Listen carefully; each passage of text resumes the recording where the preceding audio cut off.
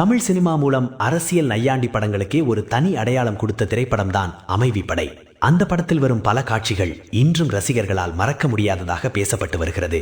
குறிப்பாக சத்யராஜ், மணிவண்ணன் நடித்த அரசியல் காட்சிகள் இன்று வரை சமூக வலைதளங்களில் வைரலாக பகிரப்பட்டு வருகின்றன. அந்த படத்தில் ஒரே ஒரு முக்கியமான காட்சியில் நடித்திருந்தாலும் ரசிகர்கள் மனதில் இடம் பிடித்தவர் நடிகை ஜெயவாகினி. இவரின் இயற்பெயர் பத்மா விஸ்வரி. ஆந்திர மாநிலத்தில் பிறந்த இவர் சின்னத்திரை மூலம் தனது நடிப்பு பயணத்தை தொடங்கினார்.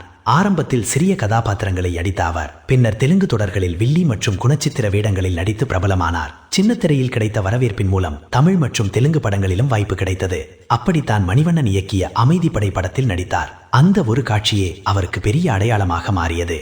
ஆனால் எதிர்பார்த்த அளவுக்கு தமிழில் பட வாய்ப்புகள் வராததால் மீண்டும் தெலுங்கு சினிமா மற்றும் சீரியல்களில் கவனம் செலுத்தினார். கடைசியாக சில தெலுங்கு படங்களில் நடித்த ஜெயவாகினி அதன் பிறகு மார்பக புற்றுநோயால் பாதிக்கப்பட்டார். நீண்ட காலமாக சிகிச்சை பெற்று வந்த அவர் வருமானமும் இல்லாமல், அருகில் யாரும் இல்லாமல் மிகவும் கஷ்டப்பட்டதாக கூறப்படுகிறது.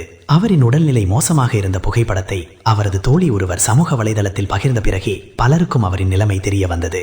ஆனால் உதவிகள் செல்லும் முன்பே 2026 பிப்ரவரி 4 ஜெயவாகினி உயிரிழந்தார். சினிமா மூலம் மக்களை மகிழ்வித்த ஒரு நடிகையின் வாழ்க்கை இவ்வளவு சோகமாக முடிந்தது ரசிகர்களை கலங்க வைத்துள்ளது.